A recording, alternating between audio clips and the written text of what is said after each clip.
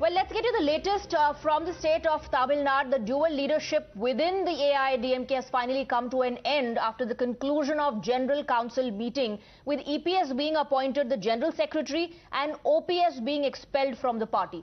EPS, while addressing the gathering, alleged that there was difficulty in decision-making amid the dual leadership and therefore General Council decided to scrap it. OPS was also accused of anti-party activities and aligning with the enemy to weaken the AIADMK. Some of the loyalists of OPS were also sacked from the party. Now, OPS has said that he will take this fight to the court. Responding to his expulsion, Panneerselvam said he was elected as the coordinator by 1.5 crore party workers and neither EPS nor another leader had the right to expel him. இன்றைய சூழலில் கழகம் சிறப்படைய வேண்டும், கழகம் வலிமை பெற வேண்டும், கழகத்தை காக்கக்கூடிய நிலை இன்னைக்கு நாம தள்ளப்பட்டு விட்டோம். சில எட்டப்பர்கள் கழகத்தில் இருந்து களங்கம் கற்பித்துக் கொண்டிருக்கின்ற இந்த நிலையிலே இன்றைக்கு எதிரிகளோடு உறவு வைத்துக் கொண்டிருக்கின்ற இந்த நிலையிலே அதையெல்லாம் அழிக்க வேண்டும், ஒடுக்க வேண்டும், முறியடிக்க வேண்டும் என்று சொன்னால் ஒற்றை தலைமை வேண்டும் என்று முடிவெடுத்தீர்கள். சட்டப்படி நீதிமன்றத்தில் சந்திப்பேன்.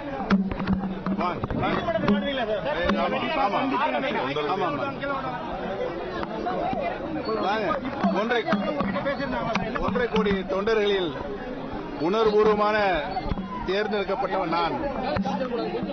தொண்டர்களை சந்தித்து நீதி கேட்பேன். வாங்க. Well, right after this news broke out, supporters of both factions violently clashed outside the party headquarters in Chennai. Stones were hurled between the two groups and several vehicles were damaged. Supporters of both the leaders burnt posters of the other side. Some people, in fact, were seen forcing their way into the party office by breaking open the doors. Many sustained injuries in the clashes and several were detained by the police. Cops finally had to resort to lathi charge to control the violent mob. Let's go across to Dharani, my colleague, who's getting us more details. Before that, we have some reactions lined up as well. Edappadi அவர்களை மீண்டும் முதலமைச்சராக அரியணையில் அமர வைக்கும் வரை நாம் ஓயக்கூடாது, உறங்கக்கூடாது என்று சொல்லி அனைவரும் இன்று முறை அடுத்த முறை ஆட்சிக்கு வருவதற்கு நாம் சூளுரை ஏற்று பணியாற்றுவோம் என்று நீங்கள் எல்லாம் போல இங்கே சூளுரை ஏற்றி பணியாற்ற வேண்டும் என்று. We have Dharani and Prapan joining us with the latest. Let's first go across to Dharani. Dharani, reports also suggesting that legal action is being taken against the workers who created ruckus and ugly face-off was witnessed between both the factions.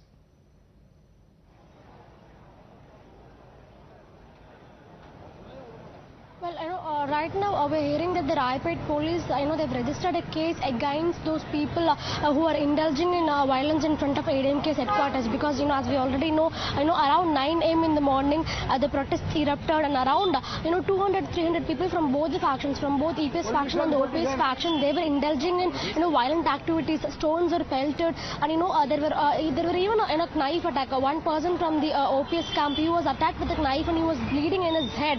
There were several other people who also shed their blood. In fact, we saw several people injured in his legs and hands also. So meanwhile, the Raipet police, they have registered a case against this particular protest and they are trying to find what caused this protest in the first place. But meanwhile, at this point in time, as we are talking, the AIADMK headquarters has been sealed by the revenue division officer. So revenue division officer Sai Vardhani, she came to the spot and she looked at everything that has happened in that particular spot, the messy look and all that. So she ordered the officials there to seal the office. So in that order, based on that order, the AIADMK headquarters has now been sealed completely. Nobody is allowed to go inside the premises. The office is totally sealed.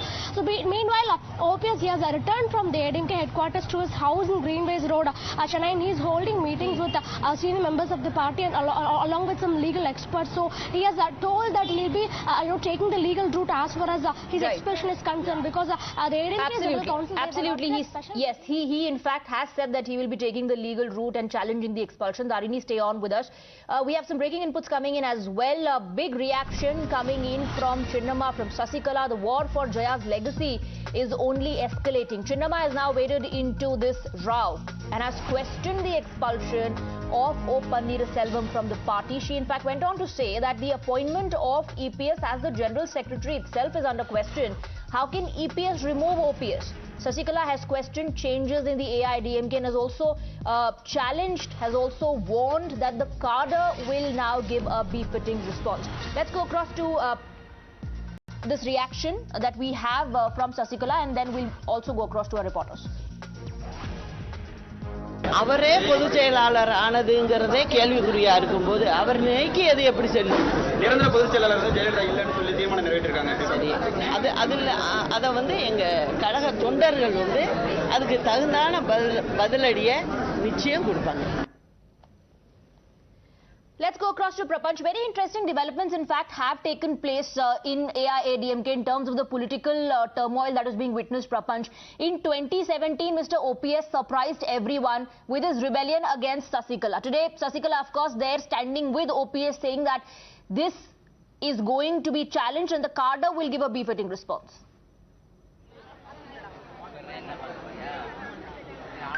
Yeah, that's right, because we need to understand in 2017, after Edappadi Palanisamy and O. Panneerselvam joined hands, they in fact passed a resolution which was in fact proposed by SP Velumani, that in fact the Jayalalitha will be made the eternal General Secretary of the party.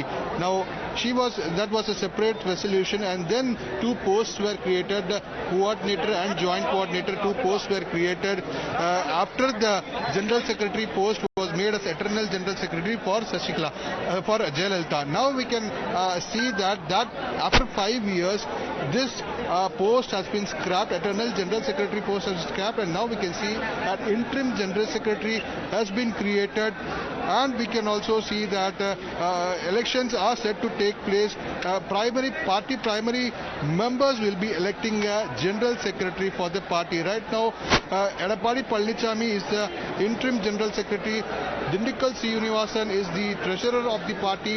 This post was earlier held by O. Panneerselvam. O. Panneerselvam was earlier the coordinator of the party as well as the treasurer of the party.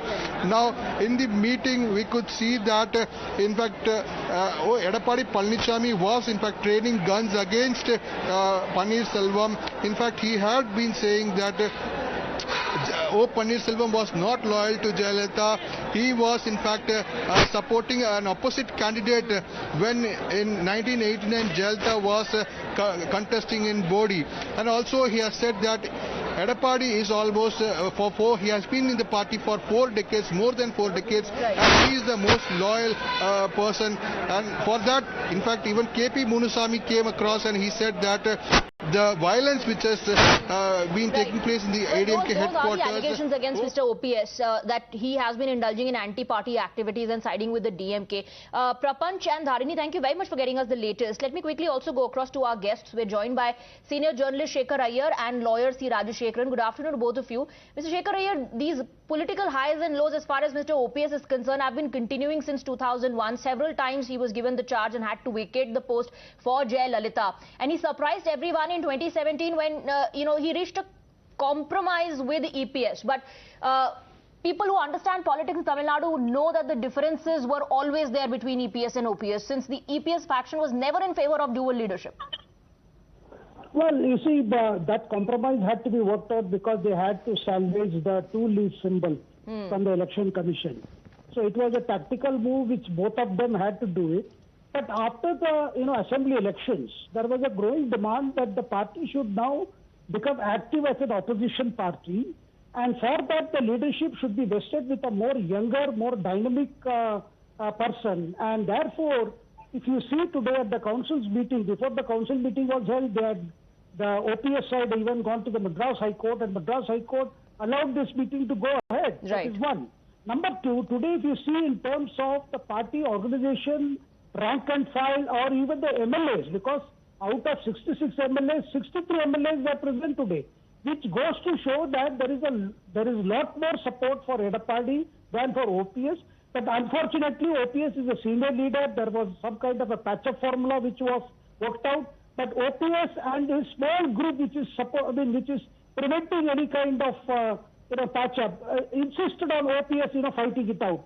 I see that earlier it was made out as if the whole war is between two caste groups, Edappadi being a gounder from the western Tamil Nadu and OPS being a Tevar leader from southern Tamil Nadu. So therefore it was more of a caste thing. But what I gather now is there is a kind of an upsurge which wants the ADMK to play a more active role, because they are also seeing the way the BJP is trying to occupy the opposition space in Tamil Nadu. So therefore, I think this is a situation where OPS could have gracefully accepted some kind of a senior position and not allowed this thing to come.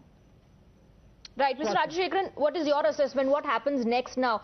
Another split in AIADMK. What's next for Mr. OPS?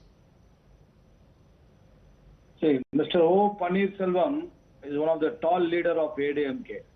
If you ask me how, it was Madam Jayalalitha who had anointed him to be the Chief Minister, a stopgap Chief Minister candidate. And he was the person who travelled along with Jayalalitha for more than 2.5 decades. And he understands politics better than anybody, especially AIADMK politics. Today, with the blessings and support of BJP, Edappadi Palanisamy survived 4.5 years of his government, and now he is trying to remove OPS and everybody who are obstacle for his survival by using his money power and muscle power, which OPS has retaliated in the right sense and manner by removing Edappadi Palanisamy. This matter has to reach finally to the Election Commission of India, and definitely OPS would be having the last laugh, because he is the person who has been authorized with the two-leaf symbol. Just because 2,300 people were purchased by Edappadi Palanisamy and they passed a resolution for removal and the interim selected as the General Secretary of AIADMK, doesn't mean OPS is nobody in the party. Okay. Whatever they have done today is illegal according to the Election Commission and the bylaw of AIADMK. So right. That's a very important argument. That's very significant, Shekhar Iyer. The fact that Jayalalitha chose him in times of needs, that he had to, take charge and then vacate the post for Jayalalitha. Like I said earlier, many believe that Jayalalitha loyalists would always back OPS. No, but yes, that is not a fact we are seeing on the ground today. You see, OPS is a very senior leader. He has contributed to the party. There was a time when Jayalalitha had a lot of faith in him, but it was the same Jayalalitha at one stage gave importance to Edappadi also. You see, that part of history, there is no point in going there, because today the rank and file want a rejuvenated AIADMK under a strong leader like Edappadi. So, the question of, and we are seeing why are the majority of the MLAs with Edappadi? Number one, if anybody is having the last laugh, I think it is the DMK, because for them, they are encouraging the factional fight to go on. And, today you saw how quickly the revenue officials have sealed the AIADMK headquarters, which is also in a way to help the OPS faction. So you can see that, that the only party that benefits is DMK, because if the opposition, has represented by AIADMK is split. But I think the rank and file have made up their mind. They are backing Edappadi. There is no doubt about it. Otherwise, you would not see this. And why did the other side recourse to violence? For the simple reason, they did not have the organizational strength, Swati. Right. The first setback or defeat for Mr. OPS came in from the court itself, Mr. Rajashekar, and you are a lawyer yourself. Now, he's saying that he's going to be legally challenging this decision. Of course, we'll have to wait to see how the courts take up the matter. But politically speaking, Mr. Shekhar Iyer is right. How is OPS going to challenge and beat the numbers? The MLAs are with Mr. Edappadi Palanisamy. See, first, I don't want to make any comments on the Honorable Madras High Court, but there are some aspersions against the said judge who had issued an order today. Of course, keeping that aside, whatever the panelist says that Edappadi has a majority, now AIADMK, which was a party for all communities, all caste, religions, has become a party for Gounders, which is the western belt where the 63 MLAs hail from, and 1 year. 1 years and Gounders have become the part and parcel of one faction of AIADMK, which Edappadi is become the General Secretary. And Panneerselvam was the unifying force during Jayalalitha's period and later on also. As far as this round is concerned, the legacy war is concerned, at this stage, EPS clearly seems to be winning that. Thank you very much, Mr. Rajashekaran and Shekhar Iyer, for joining us with your perspectives on the broadcast. Without a quick break, we'll continue to track this big story on the other side as well.